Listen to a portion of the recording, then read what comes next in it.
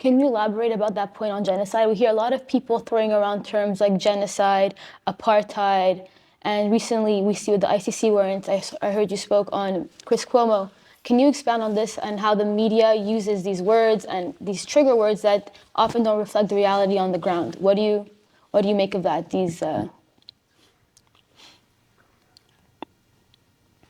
Many times I said, and I see it on the social media all the time, that people say accusing genocide or genocidal. And simply I say, don't use words that are bigger than your brain. Because what's happening in Gaza is not a genocide.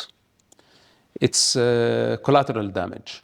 What's happening in Gaza cannot be genocide, cannot be ethnic cleansing. Simply because Israel give the people the chance to evacuate. Mm-hmm. They give them safe passages from the beginning of the war. I'm not saying that some civilians did not get caught up in the fire, mm-hmm. but also many civilians died as victims of Hamas booby traps. And the Hamas health ministry never told us how many Gazans Hamas killed in Gaza. And the Hamas health ministry never told us how many combatants died since the beginning of the war. They did not report even one. And they reported everybody as civilian, mostly women and children, mm-hmm. For global sympathy. So this is the strategy. This is very evil. First of all, sacrificing children for political and financial gain. Second, taking civilians as human shields. Then lying about the statistics.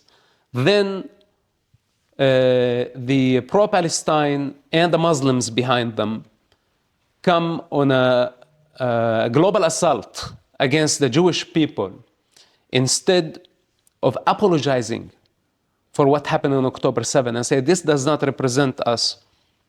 They decided to launch a global assault. At the beginning, they celebrated October 7. Then shortly after, they inverted the narrative, and it became, instead of a genocide committed against the Jewish people, which the very definition of genocide, because it was deliberate and committed based on religious and ethnic background. This is what defines a genocide. Mm-hmm. The genocide is not defined based on the head count of how many people died.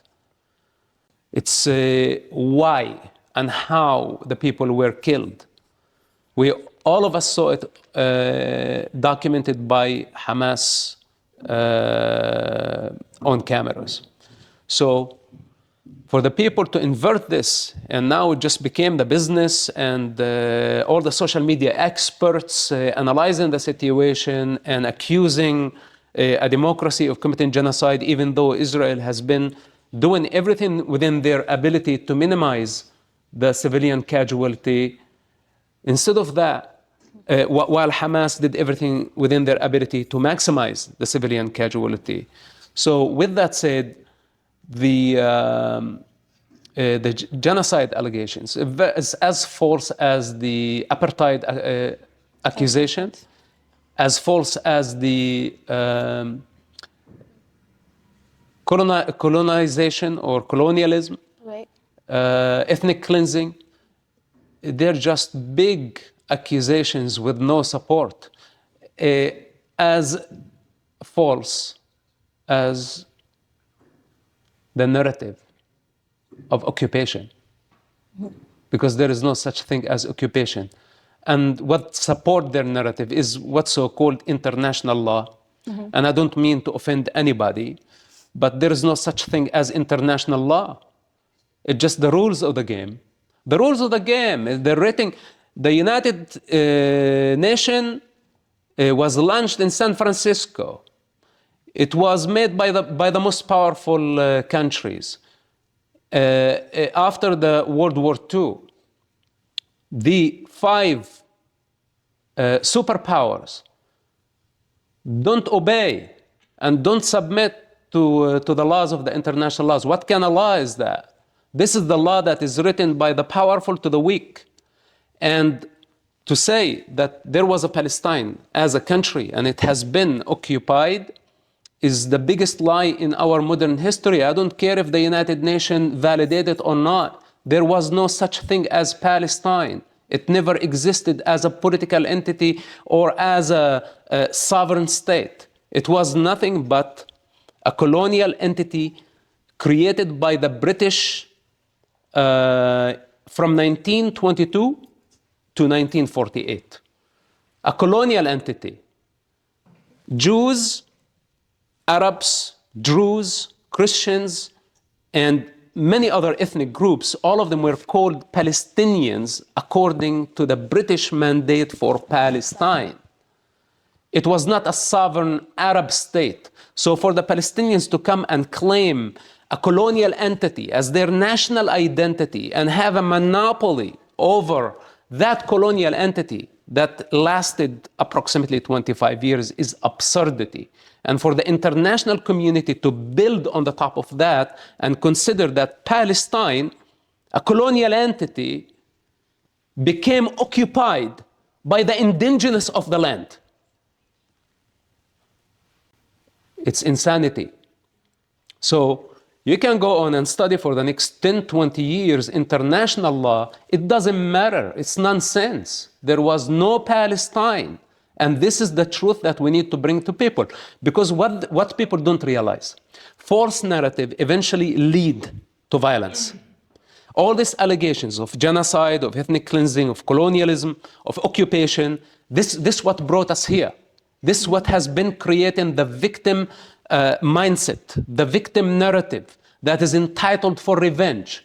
And the more we empower this narrative, this falsehood, the more there's going to be violence, because now we see how angry the people, everybody is projecting their anger on the situation, and I and my children and my brothers back home, everybody has to pay the price on behalf of their angry cause. And we are not willing to do this. We are not Palestinians. We are Arabs. This is our ethnicity. Palestinian identity is a made-up thing. Does not represent us, and we are tired of it, and we don't want it. If the Arab children are cursed to pay for the sins of Palestine and Palestinians for eternity, then we don't want it. If there is any invader in the West Bank and Gaza, is Palestinians, the ones who came with the AK-47 in the tens of thousands and enslaved our people, pointing their guns at us. And if we don't obey them, they are going to shoot us. Hamas are invaders. This is the Muslim Brotherhood ideology. They invaded our territory. They changed everything by the means of intimidation. The same way that they have been intimidating your campus and your administration, the same way they intimidate the people in the Middle East. And if you submit to them once, show them weakness once, then they are going to come back stronger and stronger. This is their strategy. So basically, we are not Palestinians. Palestine, this is not our business, not even an Arab term. It represents colonialism. And in principle, we don't have a problem with the Jewish people. We don't have a problem coexisting with the Jewish people. Our cousins, I'm sorry for being so long, but our cousins just 10 kilometers to the west of our town, 10 kilometers, who live in Israel and hold Israeli citizenship. We have about 2 million of them. Mm-hmm. They prospered. They had the better education system. They had the better medical system, better infrastructure. They had the freedom. They had the freedom to travel worldwide. And we stayed in the darkness of the Palestinian vengeance that Yasser Arafat and all those who came after him wanted us to continue paying for their struggle. And this is what brought us here. But you can look, there is actually no difference between me and my cousin who's an Israeli citizen. We are the same ethnicity. We both are Arabs. One of us is an Israeli citizen and enjoying all the advantages of democracy. And the other is a stateless with an unknown nationality. Why? Because we have enslaved ourselves and we accept the repression and the oppression of what so-called Palestinian ideologists, leaders, and activists. And we have been paying the price. And I don't understand for how long they want this to go. When October 7 happened, I thought, okay, this is the time now Palestinians are going to realize that this is it. It's a dead end. But instead, now I have Americans, I have Canadians, I have Europeans, everybody is joining the angry cause. And I tell you, the outcome of this is not going to be good. Thanks for watching. Drop a comment below. Don't forget to like, share, and hit subscribe to stay updated with our latest content. Until next time, stay informed and inspired. This is Debunking signing off.